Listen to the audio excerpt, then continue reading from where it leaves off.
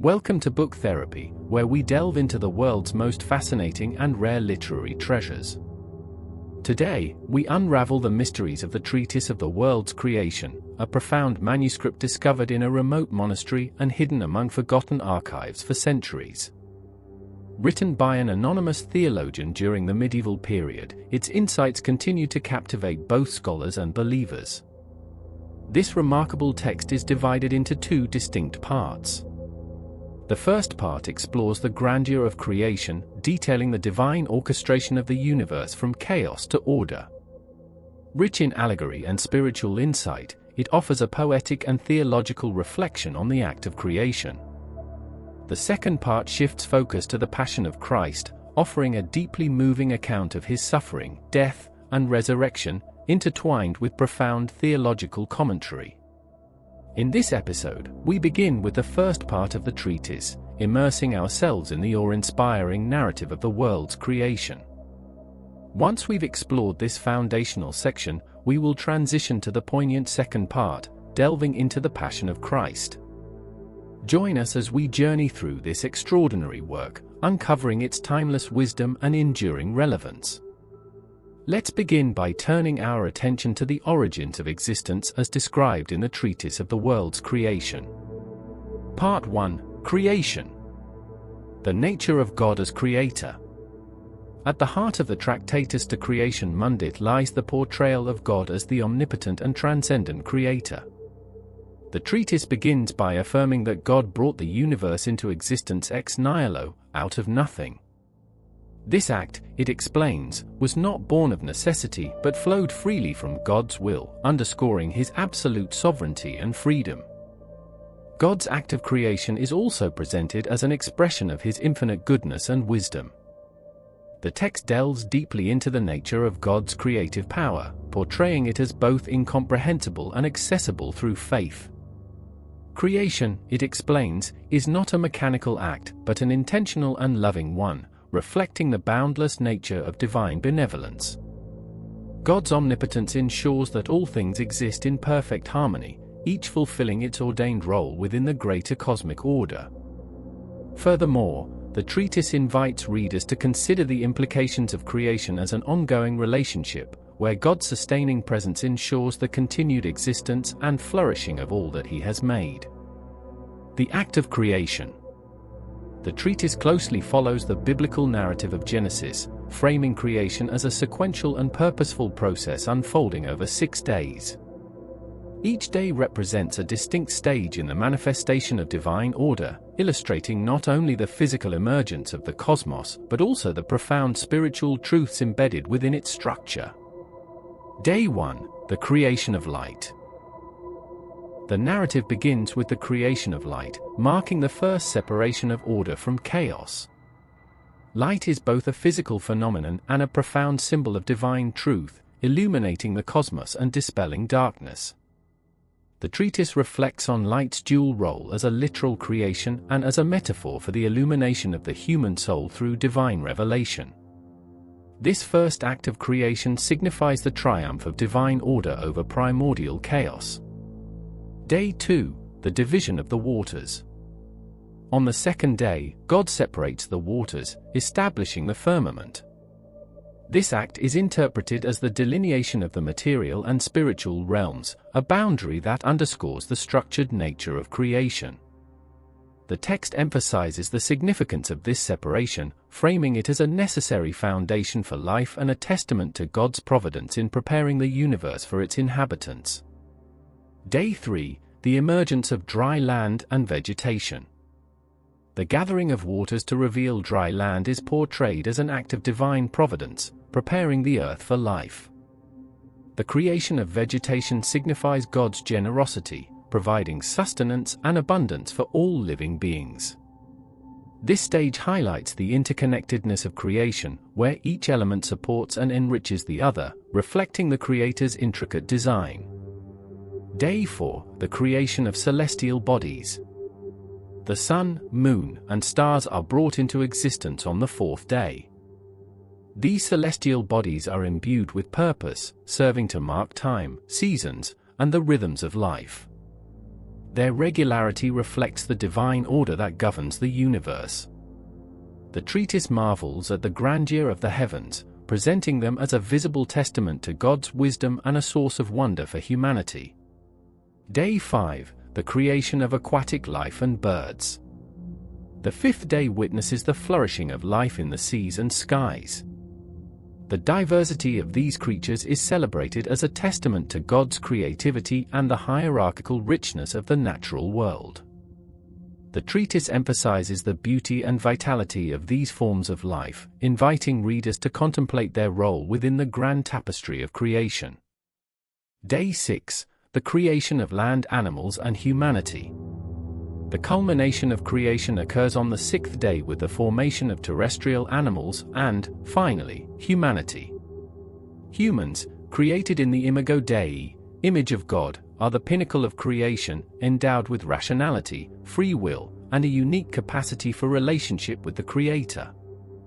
This stage is explored in depth, highlighting the profound dignity and responsibility that comes with humanity's unique role within creation. Humanity and the image of God. The treatise delves deeply into the significance of humanity's creation in the divine image.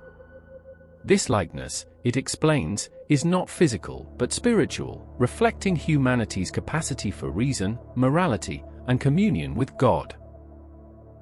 Humans are depicted as stewards of the earth, entrusted with the care and cultivation of creation.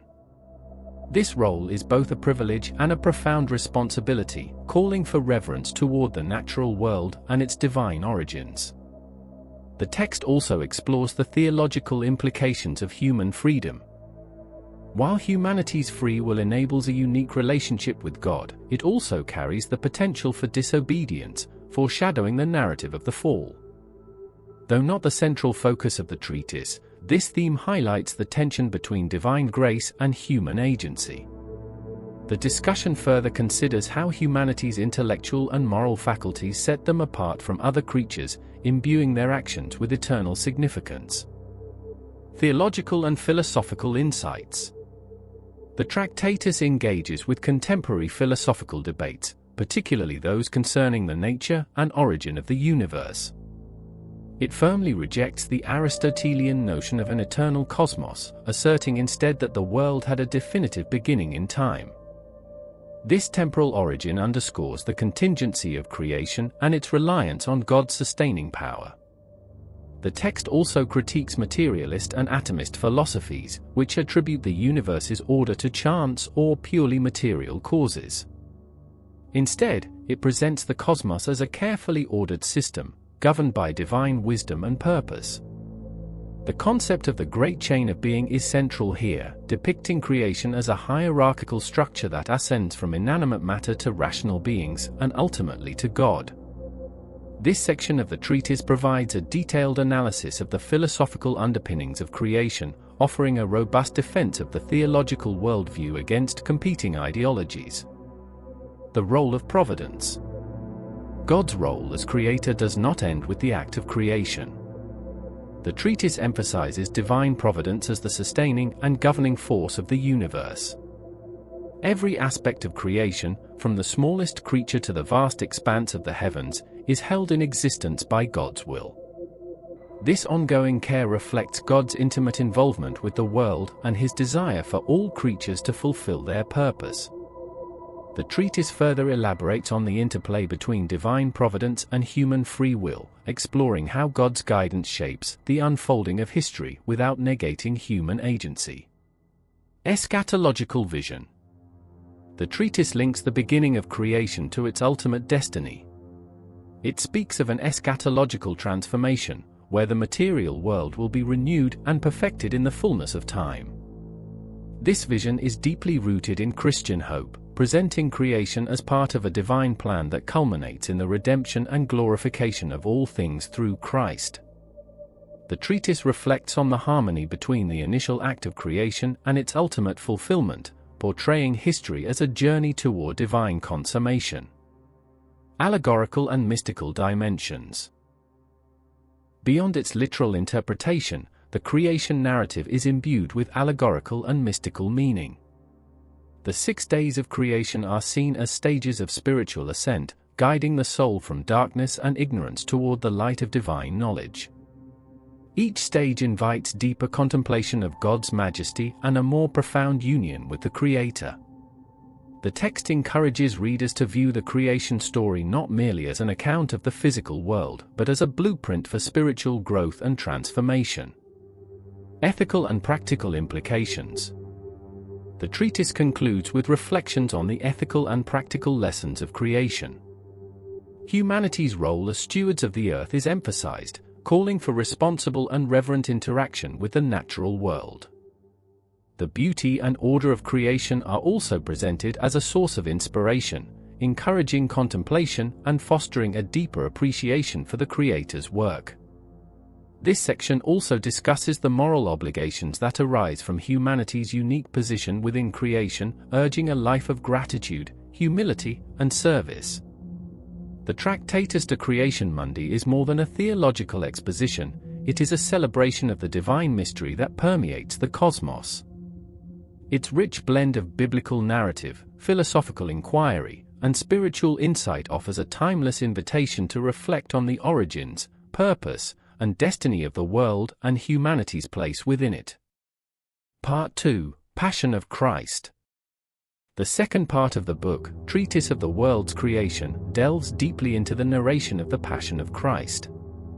Having thoroughly explored the creation of the world in the first part, this segment shifts focus to the pivotal moments of Christ's earthly ministry, culminating in his suffering, death, and resurrection. This narration is not merely a retelling of the gospel accounts, but is interwoven with profound theological reflections, symbolic interpretations, and an overarching theme of cosmic restoration. The account begins with a detailed depiction of Christ's final days, emphasizing his foreknowledge of the events to come.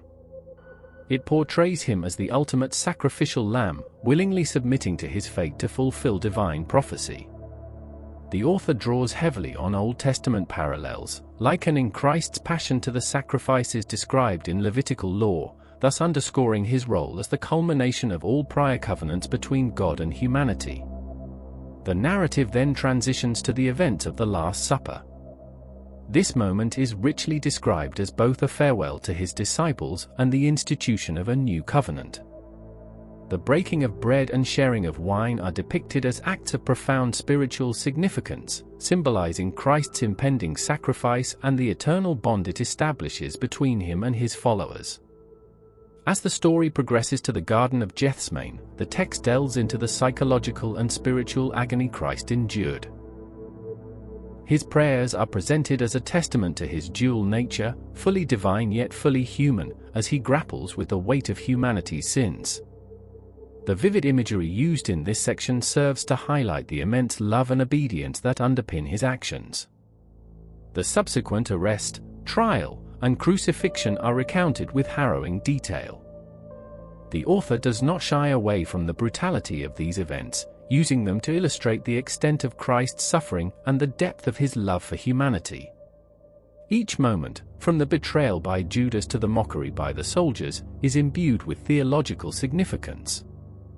For instance, the crown of thorns is interpreted as a symbol of Christ's sovereignty over a fallen world, while the tearing of the temple veil at his death signifies the removal of barriers between God and mankind. Central to this part of the book is the idea of cosmic reconciliation.